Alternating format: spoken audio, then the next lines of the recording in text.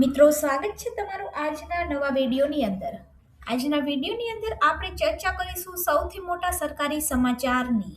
તો અવાજ નવા સરકારી સમાચાર જાણવા માટે આપણી ચેનલ ગવર્મેન્ટ સાથી ન્યૂઝને સબસ્ક્રાઇબ જરૂરથી કરી દેજો અને વિડીયોને અંત સુધી જોજો.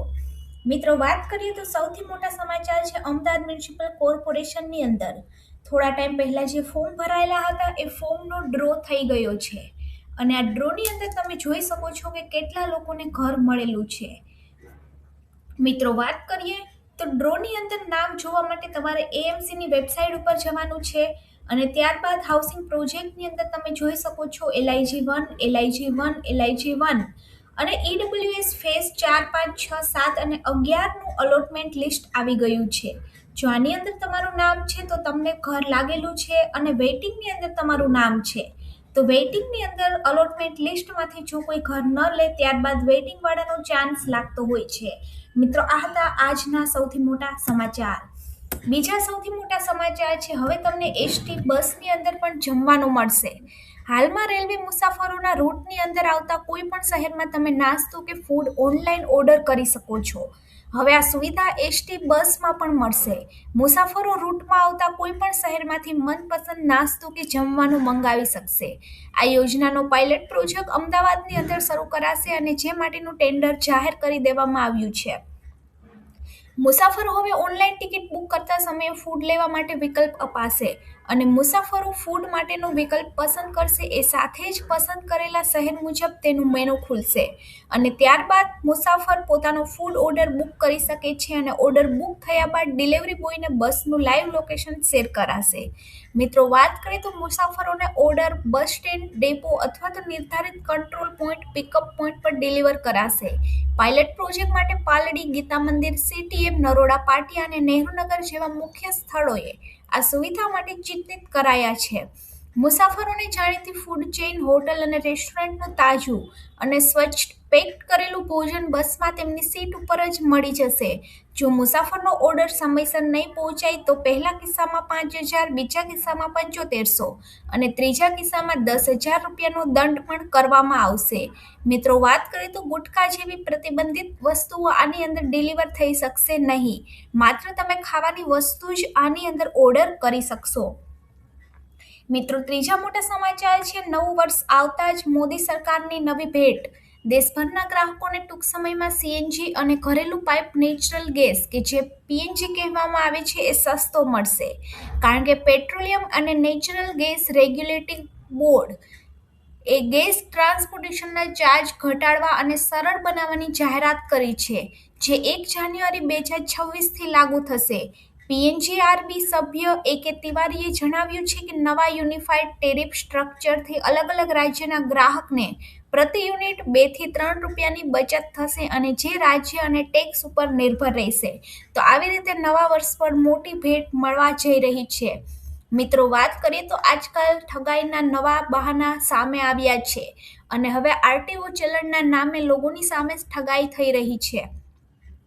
ઇફકોમાંથી નિવૃત્ત થયેલા વૃદ્ધની સાથે સાયબર ફ્રોડની ઘટના સામે આવી છે અને અજાણ્યા લોકો દ્વારા RTO મેમાના નામે તેમની સાથે કુલ 18 લાખ રૂપિયાની ઠગાઈ કરવામાં આવી છે. આ મામલે તેમણે તાત્કાલિક પોલીસનો સંપર્ક કરી ફરિયાદ નોંધાવી હતી. મિત્રો, વાત કરીએ તો વોટ્સઅપની અંદર તમને સગા સંબંધીઓ અથવા તો કોઈ પણનો RTO મેમાની ડુપ્લિકેટ APK ફાઇલ મોકલવામાં આવે છે અને આ અંગે સગા સંબંધીઓને ફોન આવતા સોમાભાઈને શંકા ગઈ હતી. મિત્રો, વાત કરીએ તો સ્કેમરો જે છે એ RTO મેમાની ફાઇલ તમને મોકલે છે અને જ્યારે પણ વોટ્સઅપની અંદર તમે કોઈ પણ ફાઇલ ઓપન કરો ત્યારે તમારે જોઈ લેવું જોઈએ .apk નામની જે ફાઇલ છે એ તમારે ક્યારેય પણ ઓપન ન કરવી જોઈએ, કારણ કે APK ફાઇલની અંદર મોટા સ્કેમ થઈ રહ્યા છે અને તરત જ તમારું બેંક અકાઉન્ટ ખાલી થાય છે. જેવું તમે APK ફાઇલ ખોલો છો એવું જ તમારા નંબર જેટલા પણ તમારા મોબાઈલમાં સેવ હોય છે એને આ ફાઇલ જતી રહે છે અને જ્યારે એ લોકો આ ફાઇલ ખોલે છે એમના પણ અકાઉન્ટમાંથી આ પૈસા ખાલી થતા જાય છે. જ્યારે પણ તમારો આવો કોઈ ફ્રોડ થાય ત્યારે તમારે 1930 નંબર ઉપર તાત્કાલિક સાયબર ફ્રોડની ઘટનાની અંદર પોલીસ ગુનો નોંધાવી દેવો જોઈએ. મિત્રો, મોટા સમાચાર છે ભારતની અંદર હવે ભારત ટેક્સી લોન્ચ થવા જઈ રહી છે અને આ અંતર્ગત ડ્રાઈવરના ખિસ્સામાં 80% પેમેન્ટ મળશે. નવા વર્ષ એટલે કે 1 જાન્યુઆરી 2026થી ભારત ટેક્સી એપ લોન્ચ થઈ રહી છે. આ સરકારી સપોર્ટવાળી એપ્લિકેશન છે જે મુસાફરો અને ડ્રાઈવર બંને માટે ફાયદાકારક રહેશે. આ એપની અંદર ઓટો રિક્ષા, કાર અને બાઇકની સેવા ઉપલબ્ધ થશે અને યુઝર પોતાની જરૂરિયાત મુજબ વિકલ્પ પસંદ કરી શકશે. મિત્રો, વાત કરીએ તો ઓલા અને ઉબર જેવી એપ્સમાં પિકઅપ અવર્સમાં ભાડું અચાનક વધી જાય છે, જેનાથી મુસાફરો પરેશાન થાય છે. ભારત ટેક્સી એપમાં આવું નહીં થાય. ભાડું સ્થિર રાખવાનો પ્રયાસ કરવામાં આવશે અને આ એપ સરકારી પહેલનો એક ભાગ છે.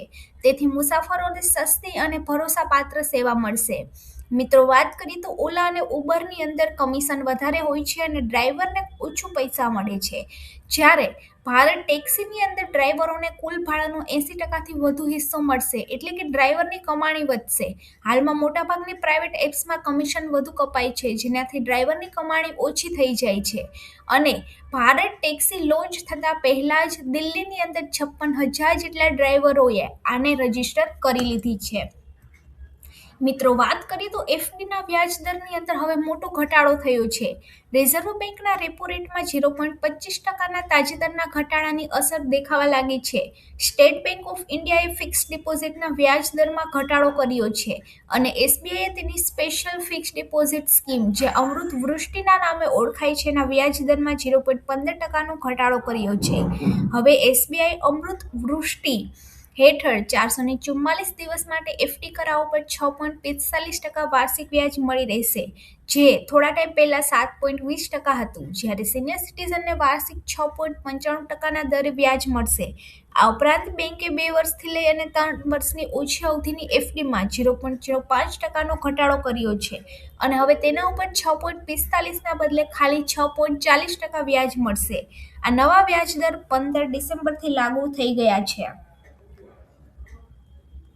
મિત્રો, વાત કરીએ તો કૃષિ રાહત પેકેજના 27 લાખથી વધુ ખેડૂતોની અરજી મંજૂર થઈ ગઈ છે.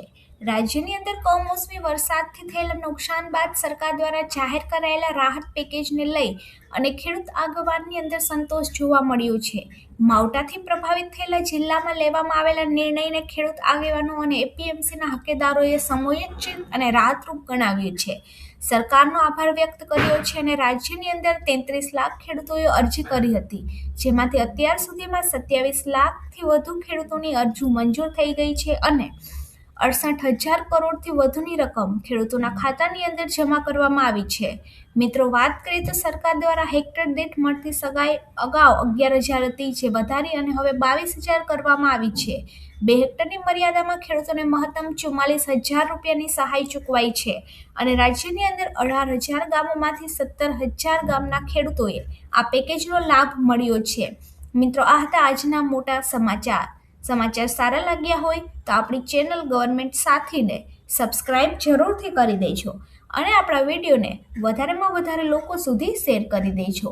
આવી જ અવનવી માહિતી જાણવા માટે ચેનલ